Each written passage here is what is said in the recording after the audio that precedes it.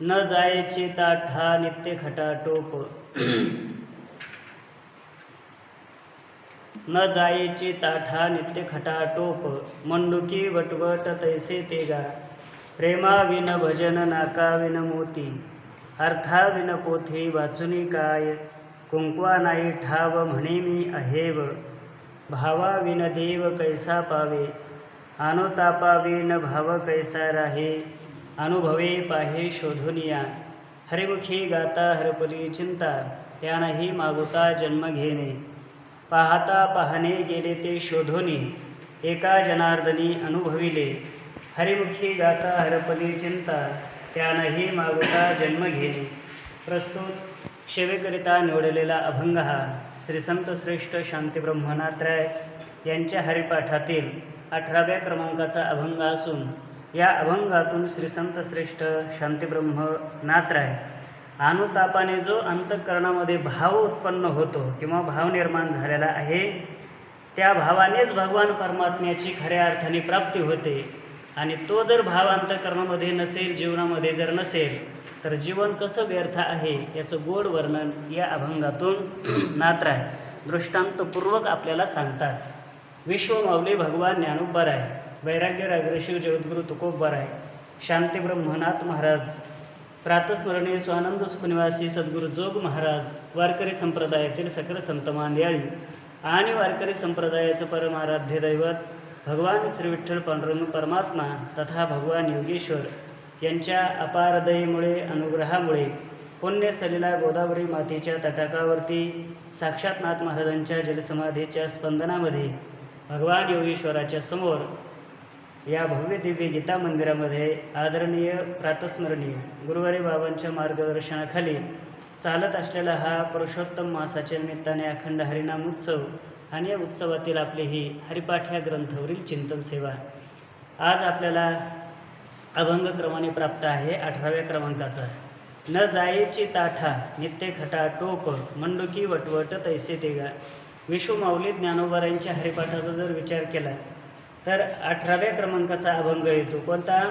हरिवंश पुराण हरिनाम संकीर्तन हरिविन सौजन्य नेणे काही.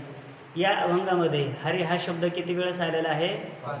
5 वेळेस आलेला आहे. आणि या अभंगामध्ये नाथरायांच्या न जायचे ताठा याच्यामध्ये किती वेळेस आलेला आहे? आलेलाच नाही. असं कसं म्हणता येईल? एका जनार्दनी काय खाली हां, मग तो अभंगाच्या बाहेर आहे का कुठे आहे? पाहता पाहणे गेले ते शोधोनी अनुभविले आहे ना. आणि काल काय होतं? त्याची भले होत आहे ना, म्हणून आलेलाच नाही. ज्ञानोबरायांच्या हरिपाठामध्ये 5 वेळेस आलेला आहे हरिवंश पुराण आणि याच्यामध्ये आलेलाच नाही. अशा पद्धतीने भगवान परमात्म्याचं नामचिंतन न घेता देखील, नाव न घेता देखील काय करतात? नामाचं महात्म्य सांगतात, भक्तीचं महात्म्य सांगतात, भावाचं महात्म्य सांगतात. भगवत प्राप्ती जर करायची जर असेल जीवाला तर जीवनामध्ये भाव हा अतिशय महत्त्वाचा आहे. पारमार्थिक साधनेमध्ये परमार्थाची जी साधना आहे तर ती जर करायची असेल आणि त्या साधनेच्या द्वारा भगवान परमात्म्याची प्राप्ती जर करायची जर असेल तर भाव हा अतिशय महत्त्वाचा आहे जीवनामध्ये. कारण का महत्त्वाचा आहे? कारण 2-3 गोष्टी येतात. पहिली गोष्ट, सर्वात देवाला आवडणारा जर काय असेल तर कोण आहे? तो भाव आहे. पहिली गोष्ट, सर्वात देवाला आवडणारी गोष्ट जर काय असेल तर भाव आहे. दुसरी गोष्ट, या भावानेच भगवान परमात्म्याची प्राप्ती होते. तिसरी गोष्ट, भावाशिवाय भगवान परमात्म्याची प्राप्ती होत नाही. बरं काय? 3 गोष्टी आपल्याला प्रस्तावनेच्या दृष्टीने महत्त्वाच्या येतात. पहिली गोष्ट, सर्वात भगवान परमात्म्याला काय आवडतो? भाव आवडतो. भक्त का आवडतात बरं? भक्ताच्या ठिकाणी भाव असतो म्हणून भक्त आवडतात. नाहीतर भक्त एक स्वतंत्र कोणतं तरी एक शरीर आहे वेगळं, असं थोडं काही आहे ना. त्यांच्या अंतःकरणामध्ये भाव असतो म्हणून भक्त आवडतात. अर्थातच भक्ताच्या अंतःकरणामध्ये काय असतो? भाव, म्हणून भक्त आवडतात देवाला. सांगण्याचा मुद्दा, देवाला सर्वात या जगामध्ये काय आवडतं? केवळ भाव आवडतो आहे ना. ज्ञानोबराय तर म्हणतात भगवान परमात्मा भावाचा काय आहे? केलेला आहे, पाहुणा आहे. असे अनेक प्रमाण आपल्याला सापडतात. पै भक्ती एकी मी जाणे तेथ साने थोर न म्हणे लहान मोठ मी जाणत नाही. आम्ही भावाचे पाहुणे भलं ते या. आम्ही पाहुणे आहेत पण कोणाचे? भावाचे पाहुणे आहोत आम्ही, भावाचा पाहुणा आहे देव.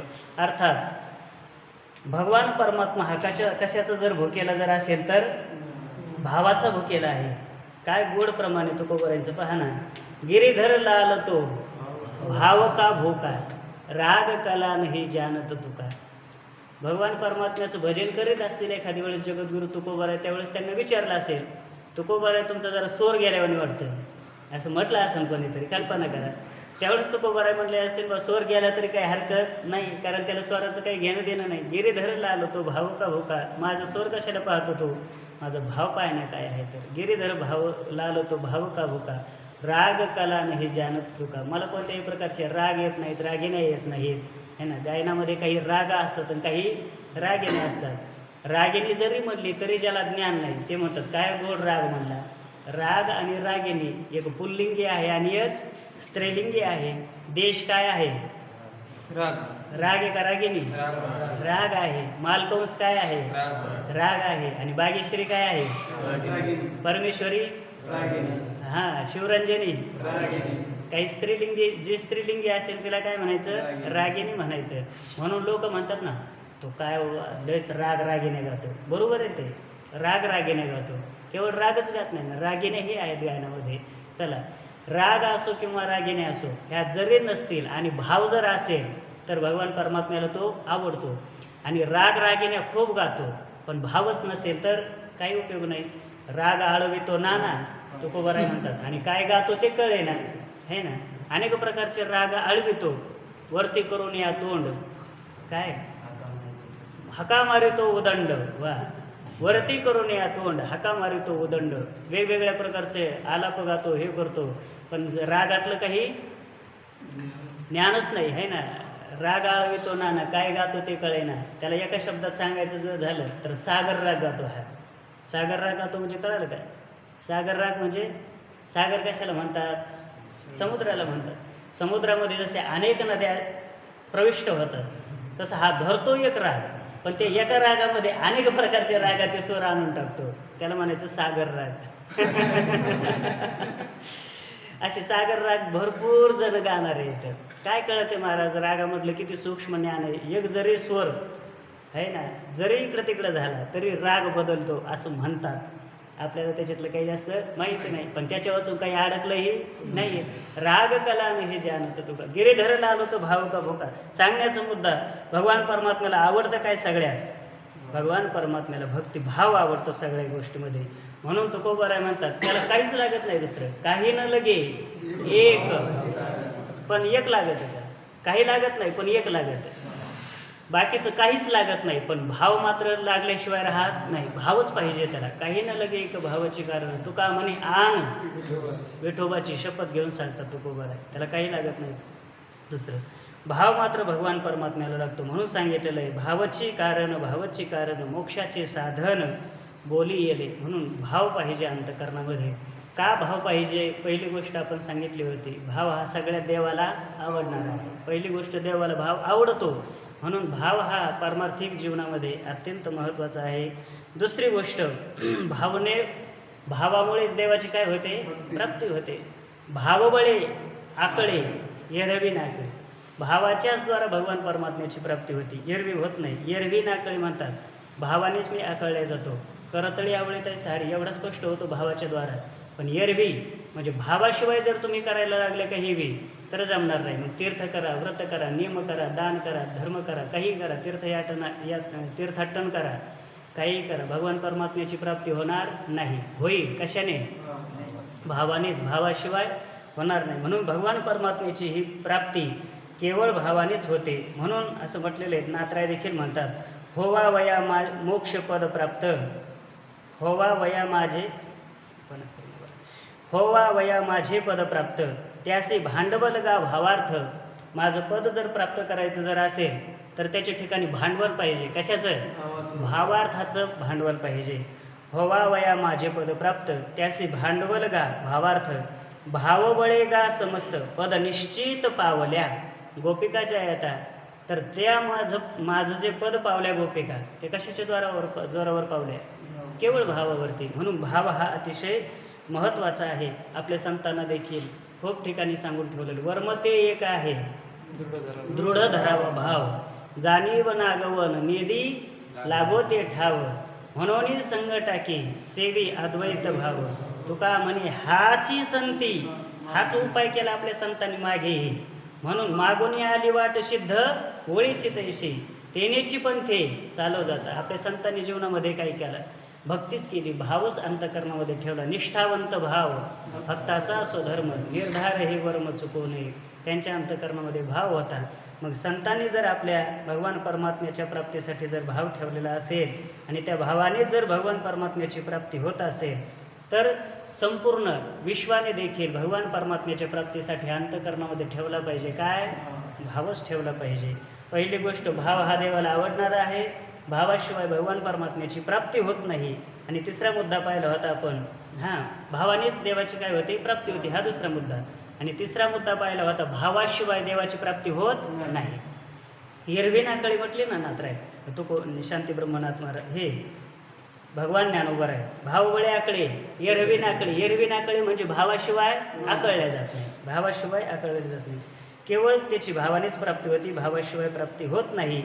आणि भावाशिवाय त्या भगवान परमात्म्याची कशी प्राप्ती होत नाही हेच नात्राय दृष्टांतपूर्वक अभंगाच्या 3ऱ्या चरणामध्ये सांगतात. कुंकवा नाही ठाव म्हणे मी आहेव, भावाविन देव कैसा पावे.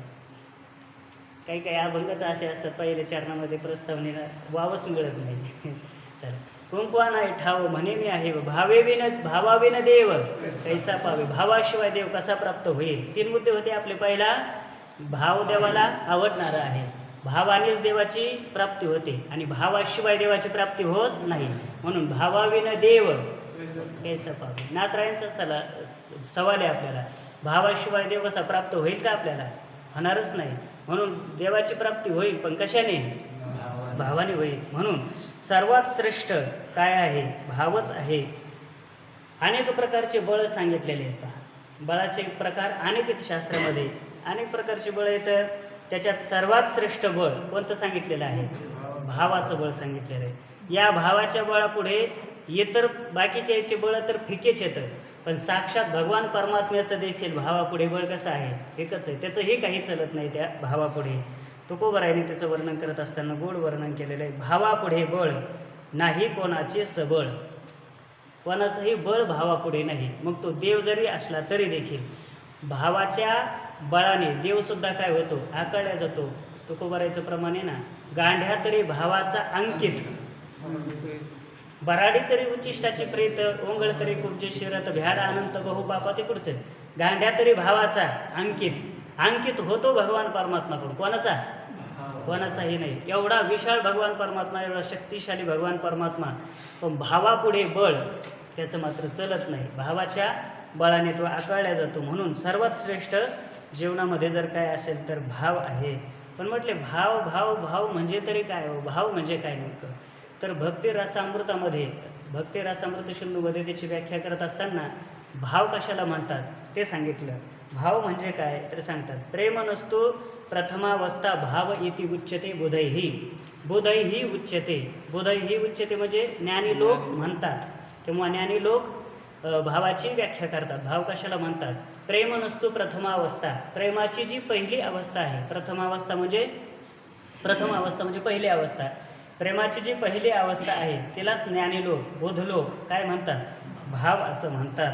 आणि अशा प्रकारच्या भावाच्या जोरावरच भगवान परमात्मा काय होतो? आपल्याला प्राप्त होतो. आणि या भावाचं वर्णन करत असताना भावाच्या द्वाराच भगवान परमात्मा कसा आकळल्या गेला, कोणाकोणाला आकळल्या गेला आणि किती अधीन झाला त्यांच्या ज्यांच्याकडे भाव आहे त्यांच्या भगवान परमात्मा किती अधीन झाला याचं वर्णन करत असताना नाथरायाने फार मोठं वर्णन केलं. फारच मोठं वर्णन केलं. त्याच्यातले काही ओव्या आपण पाहूया. फार गोड ओव्या येतात.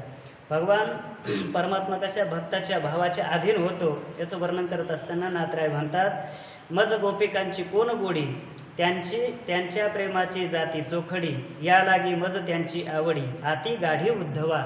मला गोपिकांची गोडी कशामुळे लागली उद्धवा? गोपिकांचा जर विचार जर केला तर काही आहेत का तरी त्यांच्याकडे काही? मी जावात असं त्यांच्याकडे काहीच नाही, तरी देखील मला ते एवढ्या आवडत्या झाल्या. कशामुळे आवडत्या झाल्या? केवळ भावामुळे आवडत्या झाल्या. खूप ज्या काय सुंदर होती नातराय सवाल करतात खूप जे काही सुंदर होती का? सुंदर नव्हती ती, तरी ती आवडली. कशामुळे? फक्त भावामुळे आवडली.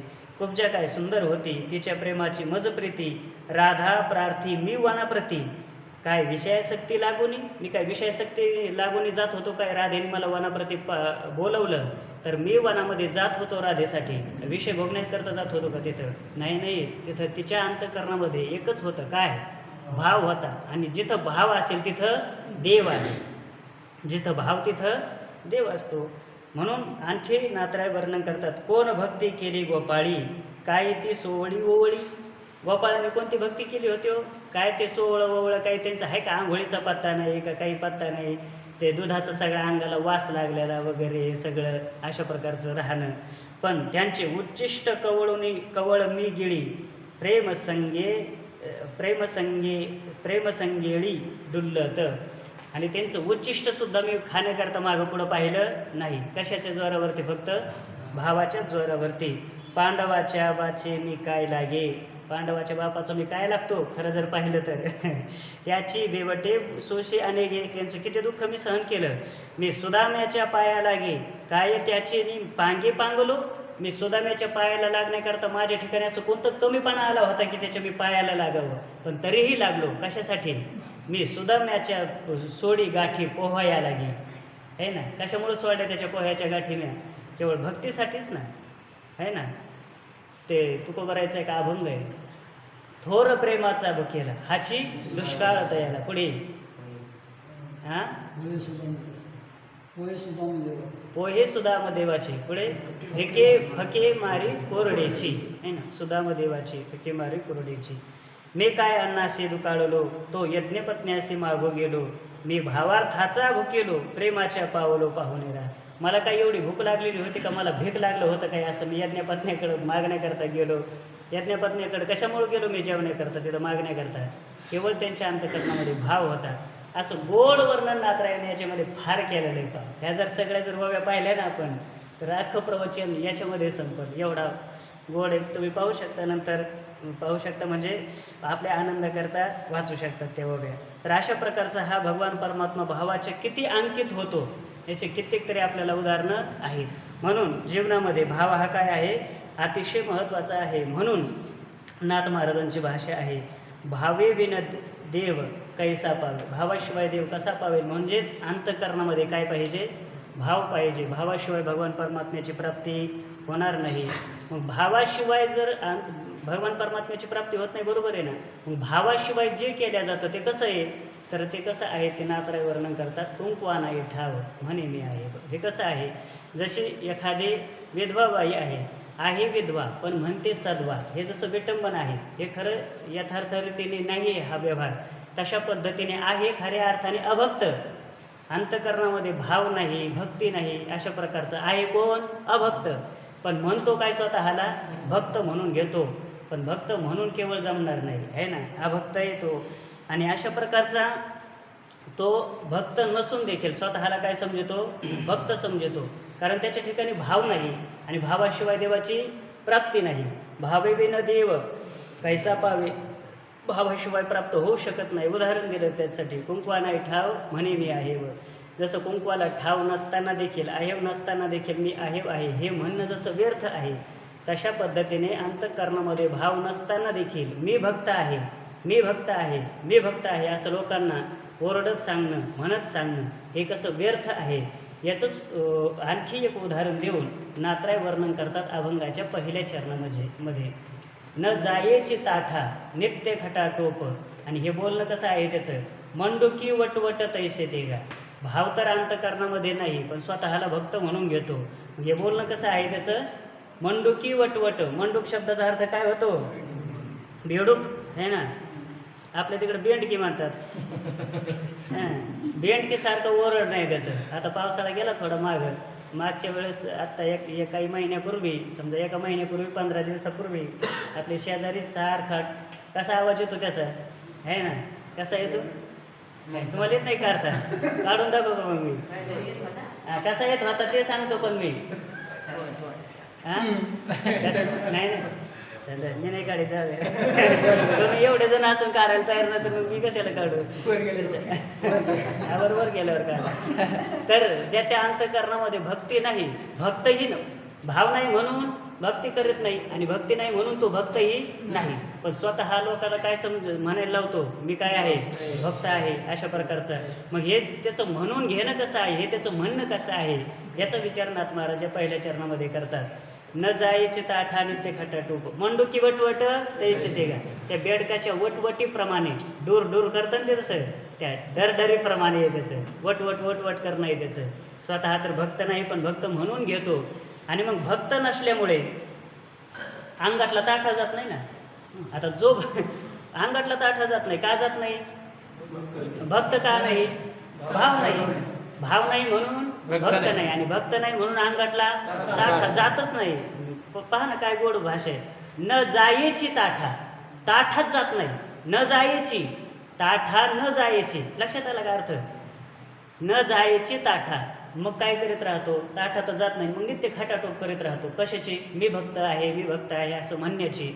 मग ताठा न गेल्यामुळे केवळ ही त्याची बडबड कशी आहे, मंडुकी वटवट तैसे ते का. आणि खरे जे भगवत भक्त असतात त्यांच्या अंतःकरणामध्ये ताठा नसतो. का नसतो ताठा, कारण भक्ती असते. भक्ती काय असते, भाव असतो त्यांच्या अंतःकरणामध्ये. आणि ज्याच्या अंतःकरणामध्ये भाव भक्ती आहे त्याच्या अंतःकरणामध्ये कधीही ताठा राहत नाही. त्याचं गोड वर्णन विश्वमाऊली ज्ञानोबरायने 9व्या अध्यायामध्ये करत असताना ज्ञानोबराय म्हणतात, आपुले उत्तमत्व नाठवे पुढील योग्यायोग्येने नव्हे, एक सरे व्यक्ती मात्राचे नावे नमूची आवडे. जे भेटेल ते है ना. आपुले उत्तमत्व नाठवे, स्वतःच्या ठिकाणी मी काही एक भक्त आहे विशेष रूपाने, ही परिपक्व अवस्था आहे. ही परिपक्व अवस्था आहे. एकदा परिपक्व अवस्था झाली की मग त्याच्यामध्ये काय, पहा थोडं उदाहरणासाठी सांगू का. हंडा असतो ना, पाणी आपण घेऊन येतो. पाणी घेऊन येत असताना योगायोगाने जर हंडा भरून पाणी मिळालंच नाही, तिथं लाईन लागलेली होती म्हणा, टँकरचं पाणी संपलं म्हणा, उन्हाळ्याच्या दिवसात समोर आणा, तर अर्ध्याच्या थोडा वरती आणि गळ्याच्या खाली पाणी आलं त्याच्यामध्ये. मग ते भरलेलं नव्हतं पूर्ण. मग ते डोक्यावर घेतल्याच्या नंतर ते बी हालत, माणसाला बी हालेलं. तसे आज्ञानी माणसं असते ते तर स्वतःचं नुकसान करूनच घेते, पण दुसऱ्याचंही नुकसान करून घेते. आणि एकदा हंडा पूर्ण भरला की तो तर शांतच राहतो, पण दुडीवर दुडी जरी ठेवली तरी देखील कसे राहतात, शांत राहतात. एकावर एक जरी हंडा ठेवला त्याच्यावर तिसरा ठेवला पुन्हा. काही काही महिला मंडळ पहा दुडीवर दुडी ठेवतात. दुडी म्हणजे काय, एकावर एक ठेवणं, याला दुडी म्हणतात. दुडी म्हणजे एकावर एक ठेवणं, आणि दुडीवरी दुडी, दुडीवरी दुडी म्हणजे दोघावरती पुन्हा एक दोन ठेवणे, त्याला म्हणतात चार. त्याला दुडीवर दुडी म्हणजे किती, चार. मग अशी दुडीवरी दुडी जरी ठेवली पण केव्हा, भरलेल्या पाण्याने, तर काही त्रास देत नाही. पण त्याच्यातलं एखादं जर अर्धवट असलं की ते मात्र फार त्रास देतं. मग ते त्रास किती देईल आणि कोणाला देईल त्याचा काही नित्य नियम नाही आहे ना. त्याचा नियमच सांगता येणार नाही.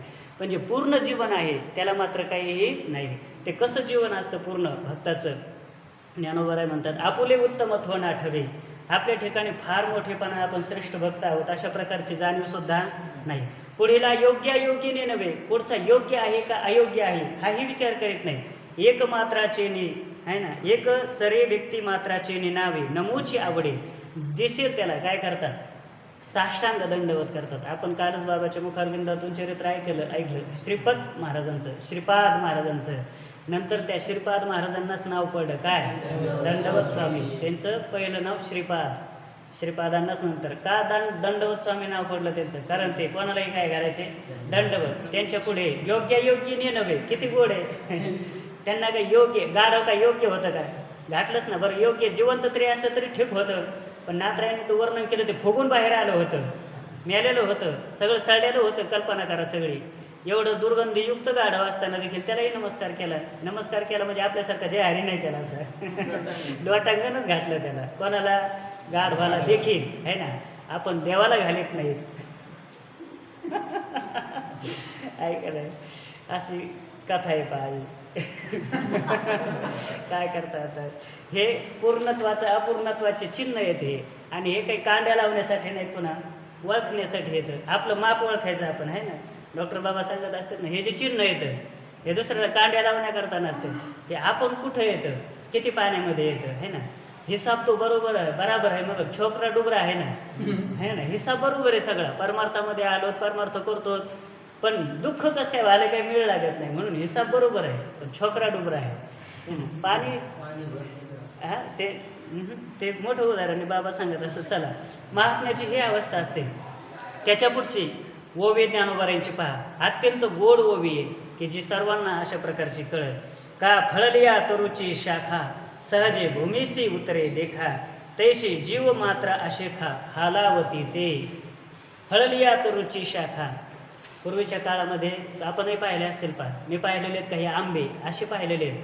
आणि मला वाटतं आपल्या आश्रमामध्ये साधना स्थलीला तो आंबा महाराज ते काही आंबे तर टेकायला आलेले, म्हणजे जमिनीचा आणि त्या आंब्याचा फक्त 4 बोटा अंतर, काही तर टेकली होते एवढं. मग फळलिया तरुची शाखा सहजी भूमीशी उतरे देखा. एकदा त्या शाखेला फळं लागले आणि ते परिपक्व झाली, वजनदार झाली, त्यांच्यामध्ये निर्माण झालं ते सगळी परिपक्वता, की ते काय होतात, जमिनीकडे धाव घेतात. ते खाली म्हणजे काय, जमिनीकडे धाव घेतात म्हणजे नमूची आवडे जी पूर्ण अवस्था असते त्यांच्या अंतःकरणामध्ये नम्रता असते, है ना. म्हणून नम्रता ही, नम्र भाव अत्यंत महत्त्वाचा आहे. नम्री भाव नाही बरं का, नम्र भाव. तुमच्या आमच्या ठिकाणी नम्री भाव आहे. भक्ताच्या ठिकाणी नम्र भाव असतो. नम्री भाव पाहिजे का नम्र भाव पाहिजे? प्रातस्मरणीय शेखर महाराज ती गोष्ट सांगत असतात त्याच्याविषयी.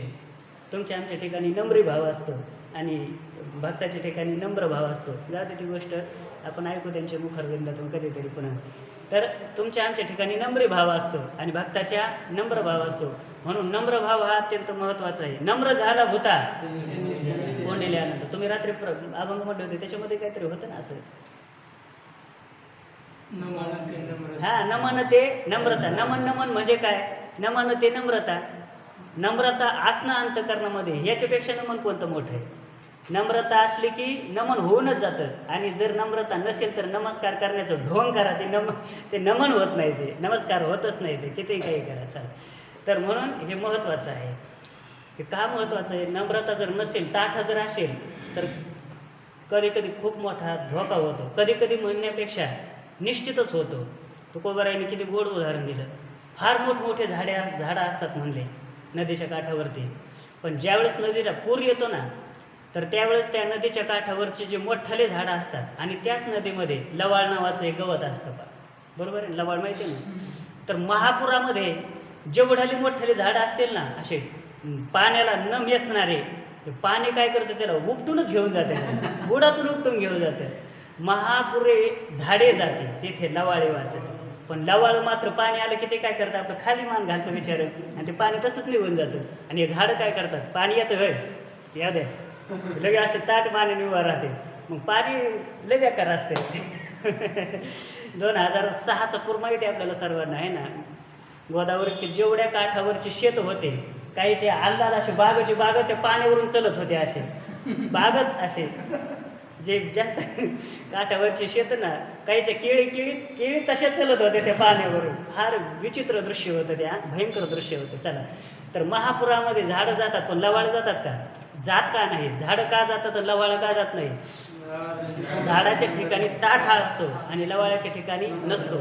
म्हणून ज्याच्या अंतःकरणामध्ये ताठा असतो त्यांची निवळ खटपट कशी, त्यांच्या अंतःकरणामध्ये भक्ती नसते, भाव नसतो, म्हणून त्यांच्या अंतःकरणातला ताठा जात नाही. म्हणून नाथराय म्हणतात, न जायचे ताठा नित्य खटाटोप. त्यांची कशी असते, खटाटोप असते. नुसती खटाटोप म्हणजे मी भक्त आहे अशा प्रकारची काय असते, अशा प्रकारचं तोंडाने म्हणत राहतात. पण ते तोंडाने म्हणणं त्यांचं कसं आहे, नाथ महाराज म्हणतात, न जायचे ताठा नित्य खटाटोप मंडुकी वटवट तैसे ते गा. ते बेडकाच्या वटवटीप्रमाणे, त्या बेडकाच्या केवळ व्यर्थ बडबडीप्रमाणे ते आहे. मग हा जो ताठा आहे, तर तो ताठा जर जायचा असेल तर काय करावं लागते, भगवत प्राप्ती करावी लागते. ताठा जाण्यासाठी काय करावं लागते, भगवत प्राप्ती. भगवत प्राप्ती कशाने होते, भगवत प्राप्ती ही भावाने होते, भक्तीने होते, आहे ना. आणि मग भावाने भगवान परमात्म्याची काय होते, भक्ती होते. भावाने काय होते, भगवान परमात्म्याची भक्ती होते. आणि मग जर भाव नसेल अंतःकरणामध्ये तर भगवान परमात्म्याची सुद्धा प्राप्ती होणार नाही. कोणतीही साधना करा, त्या साधनेमध्ये काय पाहिजे, भाव पाहिजे. ज्ञानोबरांचं गोड प्रमाणे पहा, तीर्थ व्रत नेम भावे विन सिद्धी, वायाची उपाधी करीशी जना, है ना. भाव बळ्याकडे यरविनाकडे, ते त्याच्यातलंच आहे ना. हा ते बी आहे ना. तीर्थव्रत नेम भावे विन सिद्धी, भावे विन, भावाशिवाय त्यांची भावाशिवाय त्यांची सिद्धी होणार नाही. तीर्थ करा तुम्ही, व्रत करा, नेम करा, दान करा, धर्म करा, ते जर सिद्धीला जर न्यायचे असतील भगवत प्राप्तीसाठी तर त्याच्यामध्ये काय पाहिजे, भाव पाहिजे. नाना त्रिवेणी संगमी, नाना तीर्थे भ्रमी, चित्त नाही नामी तरी ते व्यर्थ. तीर्थवृत्ती भाव धरी रे करुणा, हे पाहिजे आपल्याला. तीर्थवृत्ती भाव धरी रे करुणा. तीर्थ करा, व्रत करा, नियम करा, दान करा, धर्म करा, त्याच्यामध्ये काय पाहिजे, भाव पाहिजे. आणि ते सगळं केलं पण भावच त्याच्यामध्ये नाही, काही उपयोग नाही आहे. आणि मग अशा प्रकारचा हा भाव फार अतिशय महत्त्वाचा आहे.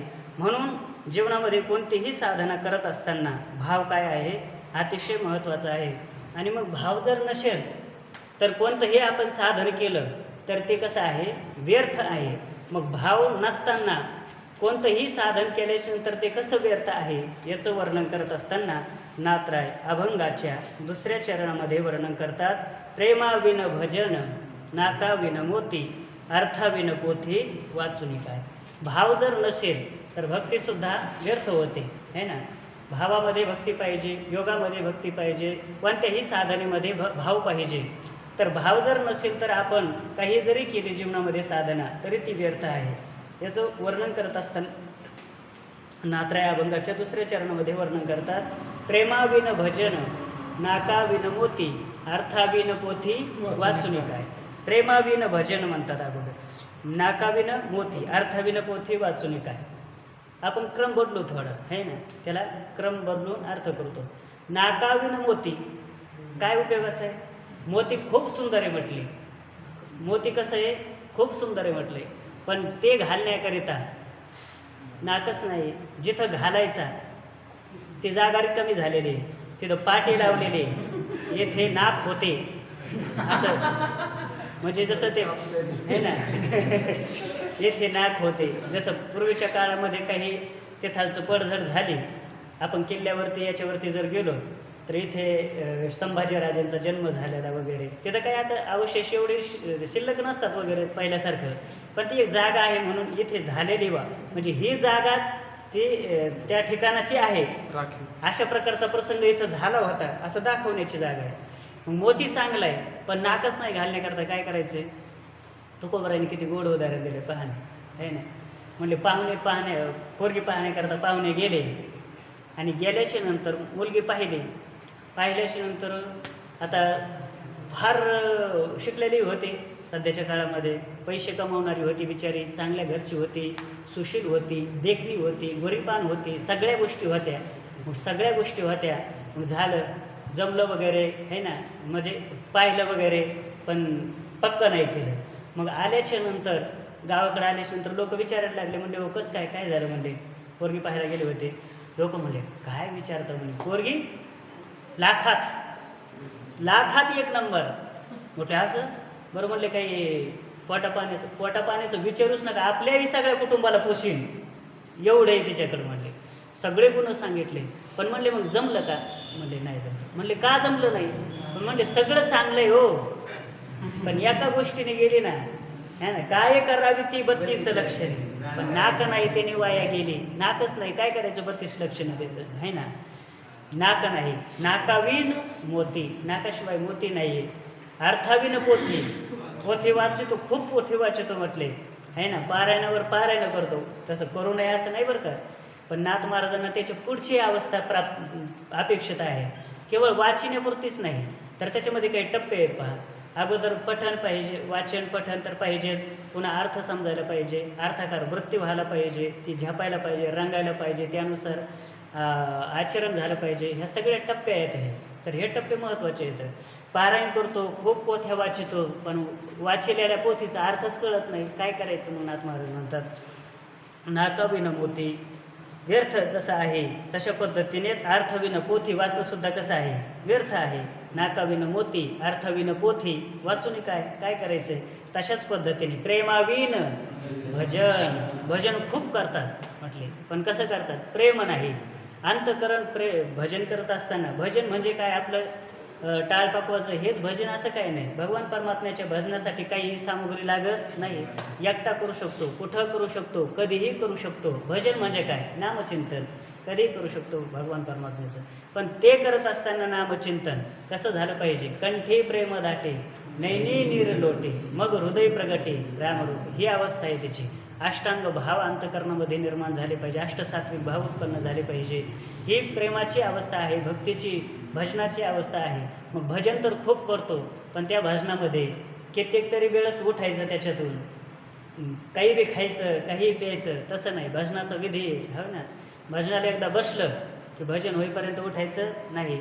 हा विधी किती पाळला, आणि अख्खं संपूर्ण आयुष्य वारकरी संप्रदायामध्ये पाळला असेल ज्यांनी, ते एकच असतील आपल्यासमोर, तर ते दिसतात फक्त आदरणीय प्रातस्मरणीय ब्रह्मली बोधे बाबा आहे ना. भजन तुका म्हणे येथे भजन प्रमाण, बाकी काही नाही आहे ना. म्हणून आपण उगाच प्रवचन करायला काही अडचण नव्हती ना, आपण कोणीही केलं असतं. पण प्रवचन बाबाच्या संबंधाने करून नाही, सगळ्यात मूर्खपणा ठरला असता. त्याच्यापेक्षा 1-1.5 तास का होईना भजन जे झालं, ही बाबाची खरी काय झाली, पुण्यतिथी झाली आपल्याकडून. कारण त्याचं जीवन संपूर्ण भजनाला वाहून घेतलेलं आहे. तेही केवळ भजन, शुष्क भजन नाही, प्रेम भरीत अशा प्रकारचं भजन आहे ना. जशी भजनाची पद्धत सांगितलेली, प्रेम भरीत युक्ती विवराव्या. हे कीर्तन म्हणजे काय, भजनच नाही. हे कीर्तन म्हणजे थोडंच काय, ते कीर्तन असं कंबर बांधूनच हेच अपेक्षित आहे संतांना, तसं काही नाही. नामकीर्तन सगळ्यात उत्कृष्ट आपल्या वारकरी संप्रदायामध्ये कीर्तन कोणतं आहे, नामकीर्तन आहे. कीर्तनाचे जसे गुणकीर्तन, नामकीर्तन, लीला कीर्तन, स्वरूप कीर्तन, हे जसे कीर्तनाचे प्रकार आहेत, त्याच्यात सगळ्यात महत्त्वाचं कीर्तन कोणतं आहे, नामकीर्तन, भगवान परमात्म्याचं नाम उच्चारण. तर चला, भजन करत असताना त्या भजनामध्ये काय पाहिजे, प्रेम पाहिजे. म्हणून प्रेमाविन भजन, प्रेम जर नसेल भजनामध्ये तर ते भजनही कसं आहे, व्यर्थ आहे. याचं गोड वर्णन आलेलं आहे पहा अनेक ठिकाणी. ज्ञानोबा नाथरायांची एकच ओवी या संबंधाने सांगतो आणि आपण पुढे जाऊया. वृथा घृते विन भोजन, कशामध्ये काय जर असेल तर ते योग्य ठरतं, आणि ते जर नसेल तर योग्य ठरत नाही. भोजन जर करायचं जर असेल तर नाथ महाराज म्हणतात तूप अवश्य पाहिजेच. तूप पाहिजेच कशामध्ये, भोजनामध्ये. मग भोजनामध्ये जर तूप नसेल तर ते भोजनच नाही आहे ना. ते आपलं फक्त गारदाड भरायचं काय आता काय हे शब्द आपले इथं पंक्तीवाले लोक यायचे ना, तर एके दिवशी ते मला वाटलं कुठली कांबीची का कुठली तरी पंगत होते. तर मी शहाजी महाराज असे त्यावेळेस बरेच दिवस झाले त्याला बसलो होतो. तर मग ते बाबा आमच्याजवळ बसले. मग ते बोलता निघालं. बाबा म्हणलं तुम्ही लयच लवकर जेवण आवडलं बाबा, म्हणलं असं तसं. आता आपले जेवण असे चाखळत खाण्याची सवय. आता गावाकडे कसल्याचं चाखळत, फार हातावर भाकरी घेऊन पळत खावं लागतं. शेळ्याकडं मेंढ्याकडं काय असं बसून भाकर कधी खाल्लेली आहे काय. आणि नंतर मग त्यांना म्हणलं बाबा तसं कमलं एवढं गडबड केली काय. ते म्हणले आम्हाला काय म्हणले महाराज फक्त गारदार भरायचं पडायला असतं, त्याचा शब्द आहे. म्हणून मला सहज आठवलं कोण बाबा होते ते, चांगले बाबा होते, आपल्याला खाऊ घातलं त्यांनी पंक्तीत आहे ना. तर आपलं तुमचं आमचं म्हणजे काय, मग ते जेवण आपलं जेवण होतच नाही. खरं म्हणजे जेवण होतं कशामुळं, तुपामुळं, आणि तेच आपल्याजवळ नसतं. म्हणजे बहुतांश लोक काय करीत नाहीत, जेवण करीत नाहीत, गारदाडच भरत. जेवण थोडे लोक करतात. पण ब्राह्मण लोक पहा बरं का, गुरुवारी तात्याने सांगितलं होतं एकदा. ते म्हणते तुम्ही ब्राह्मणाला कितीही नावं ठेवा, पण ब्राह्मणाने अजून दूध सोडलं नाही, तूप सोडलं नाही, ते खाणारच खाणार नाही. तुपाशिवाय ते जेवणच करीत नाहीत. म्हणून आपल्या इकडं आपण त्यांना नाव ठेवतो तर एक मन चिरडण्याच्या दृष्टीने म्हणतो, तुपम विना नैव गिळंती पोळी. हे आपण असं म्हणतो, पण आपल्याला ते तुपही मिळत नाही, पोळी मिळत नाही. तुम्ही काही करा, किती नाव ठेवा. तात्या म्हणायचे त्यांना किती नावं ठेवा तुम्ही, पण त्याने अजून दूध तूप सोडलेलं नाही. मग तूप पाहिजे आवश्यक जेवणामध्ये बरं का, ह्याच्या जेवणामध्ये. तर वृथा घृते विन भोजन, तूप घृते विन वृथा भोजन, तुपाशिवाय भोजन कसं आहे, फुकट आहे, व्यर्थ आहे. वृथा वंधेचे मैथून आहे ना. वृथा भावे विन भजन, आपल्याला हे महत्त्वाचं आहे. भजन करतो पण भाव नाही, भक्ती नाही, प्रेम नाही. प्रेम म्हणजे तरी काय, आपण सांगितलं होतं ना, भाव म्हणजेच प्रेम. प्रेमनस्तु प्रथम अवस्था भाव इति उच्यते, सांगितलं होतं बुधही. मग भाव नाही, प्रेम नाही अंतःकरणामध्ये, आणि भजन तर चालू आहे. कसं आहे ते? प्रेमाविन भजन व्यर्थ आहे. प्रेमाविन भजन नाकाविन मोती अर्थाविन पोथी वाचून काय.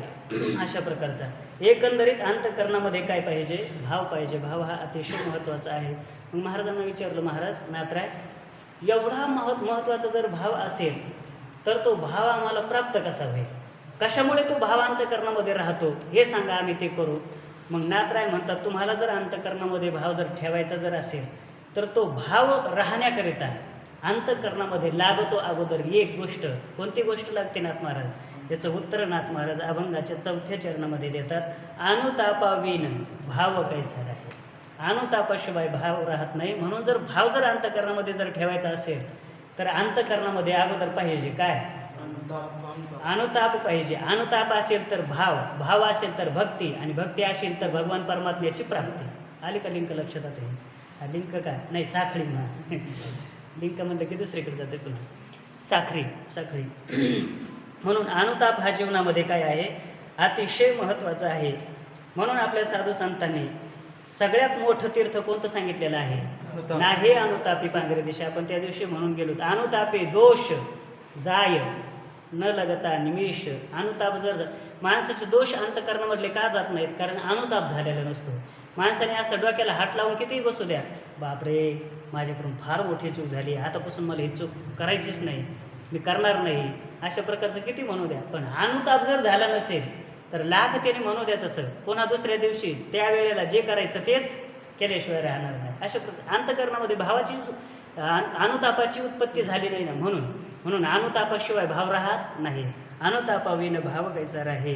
म्हणून सर्वांना हा अनुताप झाला पाहिजे. कमीत कमी साधक मंडळीला जे परमार्थाच्या प्रवासाला लागलेले आहेत त्यांना तरी काय झालं पाहिजे? अनुताप झाला पाहिजे. तसे तर भगवत प्राप्तीसाठी सर्वांनाच काय झालं पाहिजे? अनुताप झाला पाहिजे. सर्वांना होतो पण अनुताप नाही. ताप होतो, ताप सर्वांना होतो पण अनुताप मात्र कोणाला होत नाही, आहे ना. ते धूत महाराजांनी ते याच्यामध्ये सांगितलेलं हे वाक्य पण ते म्हणजे अनुताप सर्वांना होतो पण ताप मात्र कोणाला होत नाही. ताप सर्वांना होतो पण अनुताप कोणाला होत नाही, असे श्रोते पाहिजे. तर जीवनामध्ये अनुताप हा महत्त्वाचा आहे बरं का. कसा अनुताप झाला पाहिजे? एक थोडं नुसतं उदाहरण सांगून जातो. आपल्या श्रीमत हे एकादश स्कंदावरती जी नाथरायांची टीका आहे एकनाथी भागवत, त्याच्यामध्ये मला वाटतं 23वा अध्याय का काहीतरी 2-3 अध्याय खर्च केलेले आहेत नाथ महाराजांनी त्यांच्यासाठी. भिक्षुगीत म्हणून आहे. अनुतापाचं मूर्तिमंत उदाहरण भिक्षुगीतापेक्षा मला वाटत नाही पुन्हा कोणतं असेल. आणि आपण दुसरं एक उदाहरण पाहिलं होतं अनुतापाचं. जीवनामध्ये अनुताप कसा असला पाहिजे? श्री संत जोगा परमानंदजी महाराज, बरोबर आहे ना. काय नाही, नित्य नेमकं चालू होता दररोज 107 प्रदक्षिणा करायच्या पांडुरंगाच्या मंदिराला. आणि ते करीत असताना श्रीमद भगवद्गीतेचा एक श्लोक म्हणायचा, एक लोटांगण घालायचं, अशा प्रकारचं करता करता ते एक दिवशी पाऊस पडला, निमित्त झालं. व्यापाऱ्याने त्यांच्याकडे पाहिलं, चांगले भरजरीत वस्त्र दिले. वस्त्र दिल्याच्या नंतर नको म्हटले होते ते, पण दिले, आग्रह केला. ईश्वर इच्छेने घेतले आणि घेतल्याच्या नंतर धारण केले. नंतर लोटांगण घालायला लागले, पण थोडे जपत. आता चांगले कपडे असल्यावर माणूस पहा, ज्ञानोबारांच्या नाथरायांच्या दरबारामध्ये जरी गेलं आणि पहिलेच वेळेस कपडे घातलेले पाहिजे, संकोच वाटतो मनामध्ये, मळत येत काय नाहीतरी मळणारच येतं. चला, तर मग तसं जोगा परमानंदजी थोडे कचरले आणि मग झाल्या प्रदक्षिणा, पण वेळेमध्ये झाल्या नाही. जो त्यांचा नित्यनेम ठरलेला असायचा तर दुपारपर्यंत झाल्या नाही, झाल्या पण उशिरा प्रदक्षिणा झाल्या. जीवनामध्ये पश्चाताप, अनुताप निर्माण झाला. माझ्याकडून आज माझा नियम वळला. म्हणून एक शेतामध्ये बैल घेऊन मनुष्य चाललेला होता. त्याला थांबवलं, त्याला सांगितलं बैलच फक्त ठेव, त्यांना जू वगैरे ठेव सगळं, आणि त्याच्या पाठीमागून तो कासरा वगैरे दिसतोय, त्याने माझे पाय बांध, आणि बैलाला तू काय कर, असं हाण म्हणले, कचून हाण. आणि मग तसं म्हटल्याच्या नंतर त्याने विकतच घेतले ते बैल, आहे ना. त्याच्या मोबदल्यामध्ये काय दिलं होतं? ते शालू दिला होता. मग त्या शेतकऱ्यांनी विचार केला, एवढा शालू महाग आपल्याला मिळतो, तिथं वर्णन आहे असं, आहे ना. तर मग बैल द्यायला काय हरकत आहे, म्हणून बैल दिले. आणि मग जोगा परमानंदजीने आपले पाय बांधायला लावले. आणि तिथून पुढचा प्रसंग माहिती आहे. संपूर्ण अंगाचे काय गेले, सालटे गेले. अशा प्रकारचा अनुताप जीवनामध्ये जर झाला तर मग अनुतापाविन भाव कैसा आहे. अशा प्रकारचा जर अनुताप जर झाला तर भाव राहतो, भाव राहिला तर भक्ती होते, आणि भक्ती झाली तर भगवान परमात्म्याची प्राप्ती होते. म्हणून अनुताप हा जीवनामध्ये महत्त्वाचा आहे. अनुतापाविन भाव कैसा राहे. अनुभवे पाहे शोधून या. आणि नाथ महाराज म्हणतात हे तूच अनुभवाने काय कर, शोधून पहा. आणि अशा प्रकारचं जर आपण पाहायला गेलो हे अनुभवाच्या संबंधाने, तर नाथ महाराज म्हणतात पाहता पाहणी गेले ते शोधोनी, एका जनार्दनी अनुभविले. आपण जर हे पाहायला लागलो अनुतापाच्या दृष्टीने, भक्तीच्या दृष्टीने हे, तर पाहता पाहणी गेले ते शोधोनी, एका जनार्दनी अनुभविले. नाथ महाराज म्हणतात याचा मी देखील अनुभव घेतला, म्हणून तुम्ही देखील याचा अनुभव घ्या. आणि जेणेकरून आपल्या जीवनामध्ये अनुताप होईल, अनुतापाच्या द्वारा भाव अंतःकरणामध्ये राहील, भावाच्या द्वारा भक्ती होईल आणि भक्तीच्या द्वारा भगवान परमात्म्याची प्राप्ती होईल. अशाच टप्प्याने आपलाही नाथ महाराजांच्या कृपेने प्रवास व्हावा, एवढीच नाथ महाराजांकडं प्रार्थना करून माझ्या वाणीला विराम देतो. झालेली सेवा भगवान पंढरीनाथाच्या चरणी समर्पित करून, विश्वमाऊली ज्ञानोबराय आदी सर्व संतांच्या चरणी सेवा समर्पित करून, प्रातस्मरणीय स्वानंद सुखनिवासी सद्गुरू जोग महाराज आणि वारकरी शिक्षण संस्थेतील सर्व गुरुजनांच्या चरणी सेवा समर्पित करून, आदरणीय प्रातस्मरणीय गुरुवरे बाबांच्या चरणी सेवा समर्पित करून, उपस्थित भाविक मंडळीच्या आणि तुम्हा सर्व गुरुबंधू मंडळीच्या चरणी सेवा समर्पित करून माझ्या वाणीला विराम देतो. पुंडलिक वरदा